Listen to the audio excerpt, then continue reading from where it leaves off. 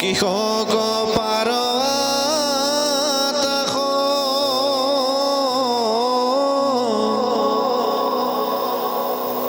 আমি যে বেমৰো তইতে তৰু অনপাশ স্বামীৰ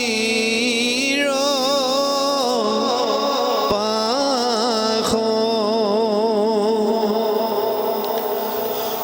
অৰাম আমাৰ প্ৰভুক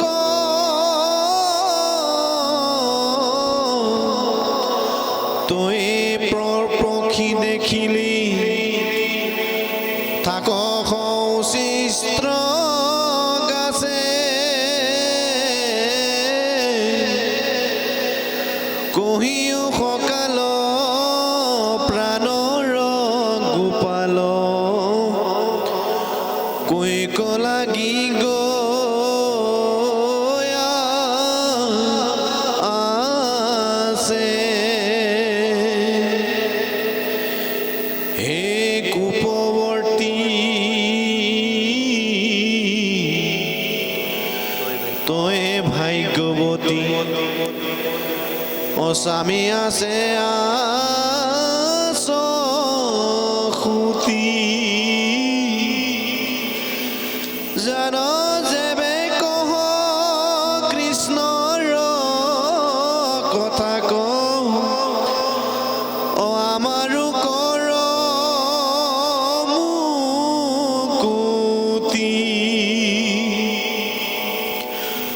অৰাম হেৰ দেখা ৰাতি ভয়লো বিসংগতি দেখাও সিটো প্ৰাণপতি আমাক নবংশ মহাপুণ্য সঞ্চ তোৰ হৈব সুৰসতি হে ৰাম শুনা সখীয়া সাৰু কাৰো কাৰো নাৰু আনক সেৱা নিত বাস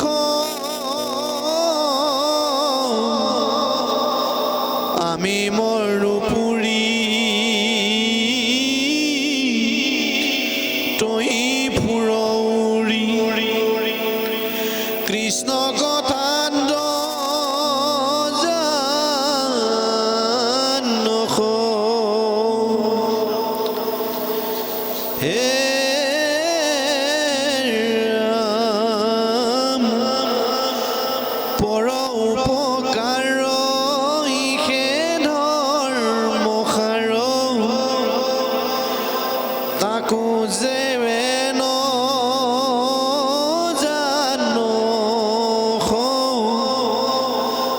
আমাক জীয়াও কৃষ্ণক দেখাও অ পাইবি পক্ষী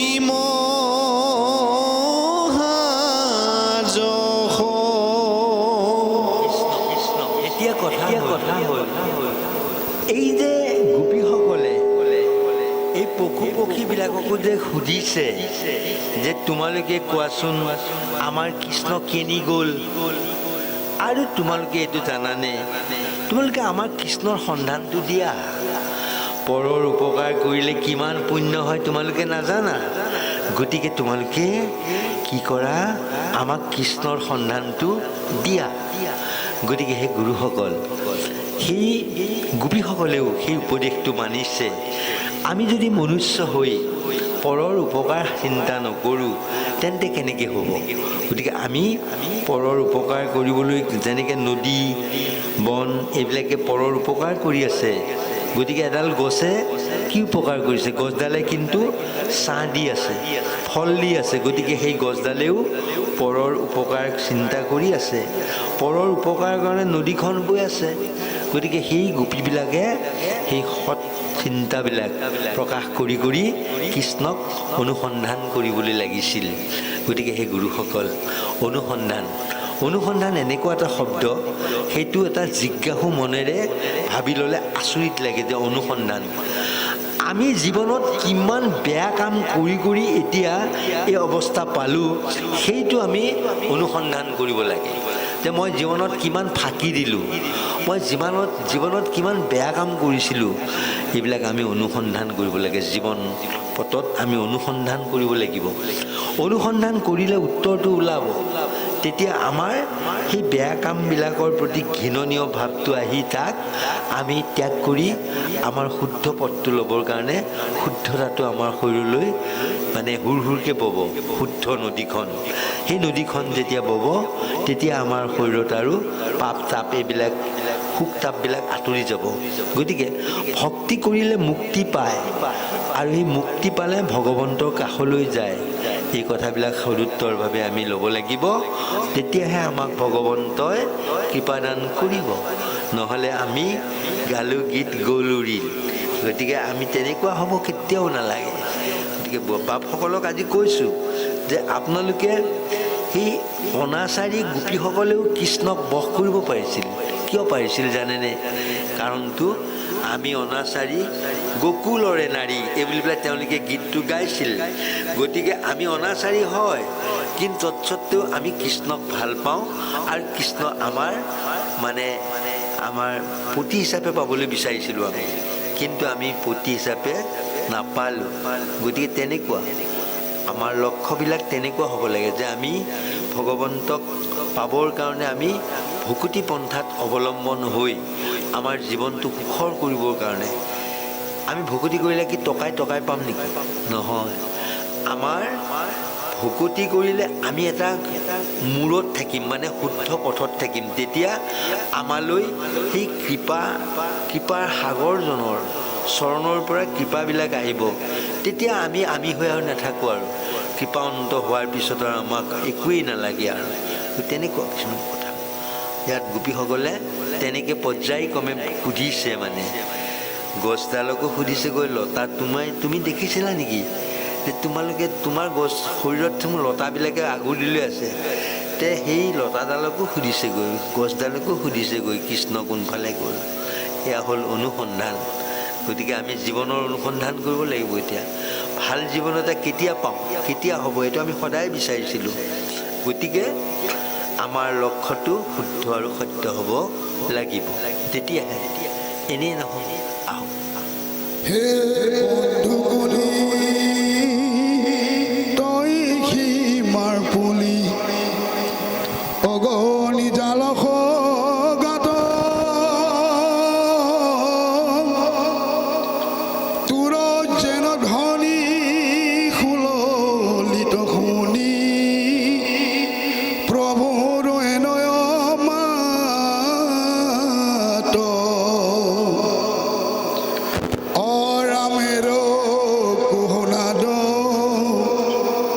মিলাও বিষাদ দুখৰ উপৰি দুখ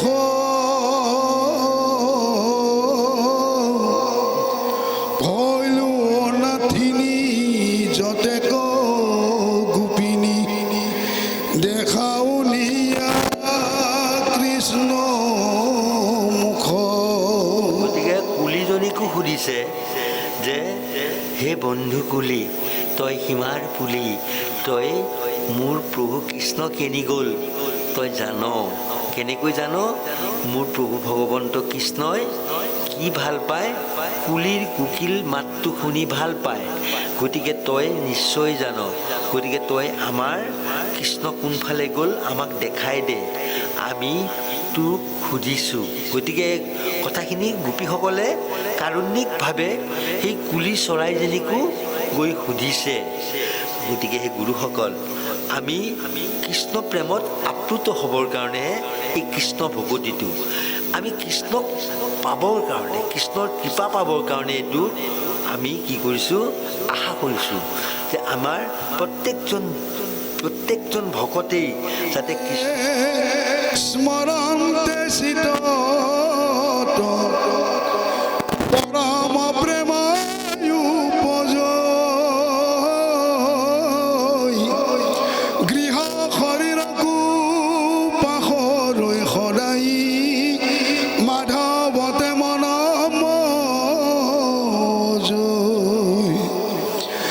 কৃষ্ণৰ চৰণ হৃদয় বান্ধিয়া কতো মন হৈয়া থাকে পৰম দুৰ্লভ লভি মুকুতি ভাগ্যৱতী গোপী যাকে কৃষ্ণৰ কিংকৰ কহে শুনা নৰ মনুষ্য শৰীৰ